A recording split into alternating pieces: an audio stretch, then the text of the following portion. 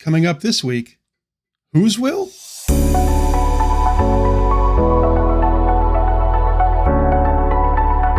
Hello, everyone, and welcome to Sunday Spoilers, another chance for us yet again to be able to prepare our hearts for worship. We know God is present in that moment. We want to make sure that we are present in that moment. So today is about us preparing ourselves for that time, to prepare ourselves for what we might be able to receive from God. In this season of Lent, we are continuing our look at the Lord's Prayer, this prayer that Jesus gave to us, this template, this blueprint of a prayer that helps us to understand how we can pray in our own lives.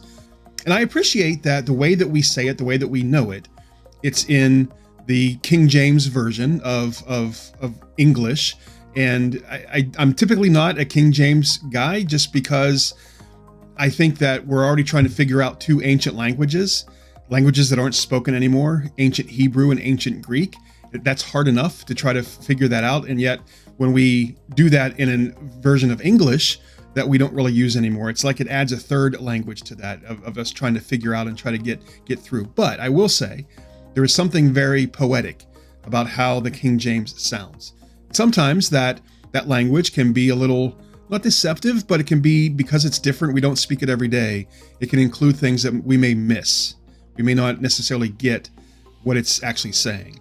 We're at that point today when we're looking at the part of the Lord's Prayer where Jesus says, "Thy kingdom come, thy will be done on earth as it is in heaven."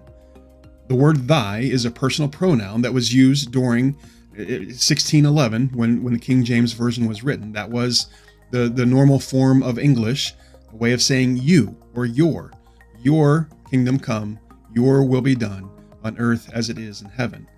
And there's a lot of kind of dualism in the Bible. There's a lot of dualism in how we understand things to work, where we have heaven and whatever heaven is and how we understand heaven. Then we know that that's kind of a separate thing from the way that we think of the world and the world that we live in. There's kind of two separate kind of realities. One of the things that Jesus often does and talks about is the merger of those two things.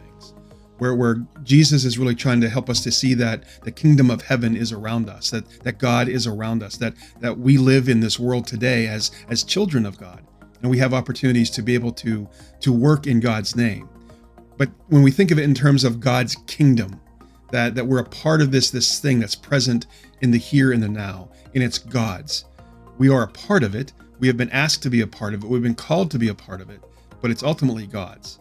And that's hard for us to hear sometimes because we have a preference of things that's focused on us. We have a preference of things that's about what we want, about what we need.